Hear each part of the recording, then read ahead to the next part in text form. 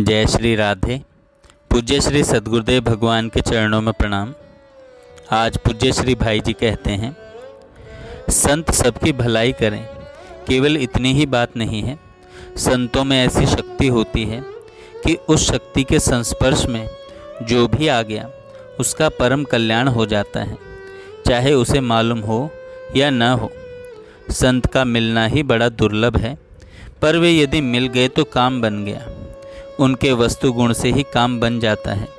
श्रद्धा होने पर काम हो, इसमें कौन सी बड़ी बात है। अमृत का संस्पर्श हुआ कि अमर हुए, उसी प्रकार किसी भी तरह से संत स्पर्श हो गया तो कल्याण हो ही गया। संत को न पहचान कर भी उनकी सेवा करने से, उनके दर्शन से कल्याण तो होता ही है। उनकी अवज्ञा तक करने जाकर उनके संस्पर्श में आने का फल भी अंत में कल्याण ही है। नलकूबर और मणिग्रीव देवर्षि नारद जी की अवज्ञा करके भी भगवान को पा गए।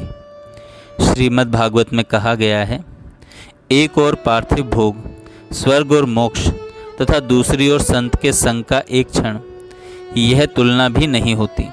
ऐसा दुर्लभ संतों का संग होता है।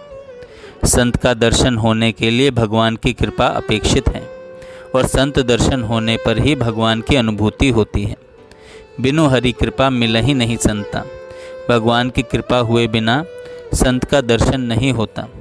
संत और भगवान में भेद नहीं है। नारद जी ने यह बात कही है, तस्मित् जने भेदा भावात्, भक्त भक्ति भगवंत गुरु चतुर नाम वपुएक। यह है संत की महिमा। संत के द्वारा ही भगवान का महात्म्य स्वरूप गुण लीला, संत के द्वारा ही भगवान का महात्म्य स्वरूप गुण लीला आदि सुनने को मिल सकते हैं। इन सब का रहस्य जानने के लिए संत के सिवा और कोई दूसरा उपाय नहीं है।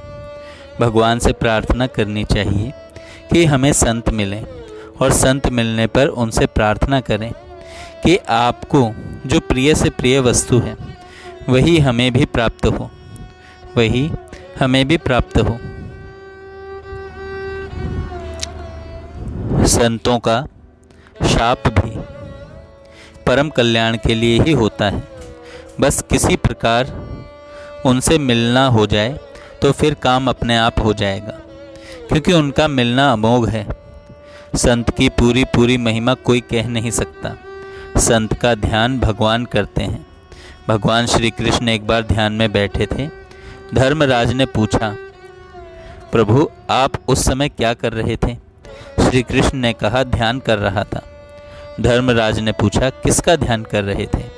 श्री कृष्ण ने कहा, भीष्म मेरा ध्यान कर रहे थे, इसलिए मैं भीष्म का ध्यान कर रहा था, उनके पास चला गया था।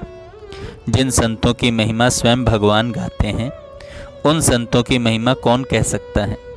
भरत सरिस को राम स्नेही, जग जप राम राम जप जेहि। भारद्वाज जी ने कहा, भरत राम के दर्शन का फल है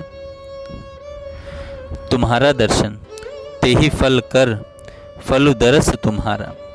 भला ऐसे संतों की महिमा कौन कह सकता है। संतों की चरण रज की महिमा ऐसी है कि तीर्थ भी उस रज से पवित्र हो जाते हैं। संतों के मुख से जो निकल गया वही सार्थक शास्त्र बन गया। संतों ने जो लिख दिया वही नियम विधान हो जाता है। उस विधान को भगवान भी मानते हैं। ऐसा इसलिए होता है कि संत भगवान के संदेश वाहक होते हैं। संत के हृदय में आकर भगवान निवास करते हैं। संत का हृदय भगवान का घर है। भगवान ने कहा, साधु जन मेरे हृदय स्थानीय हैं और मैं साधुओं का हृदय हूँ। ऐसे साधु संतों की महिमा अकथनीय है। तन से मन से धन से सब प्रकार से संतों की सेवा करें, पर ध्यान में रखें कि सर्वोत्तम संत सेवा है संतों की आज्ञा का प्रसन्नता पूर्वक पालन करना। जय श्री राधे।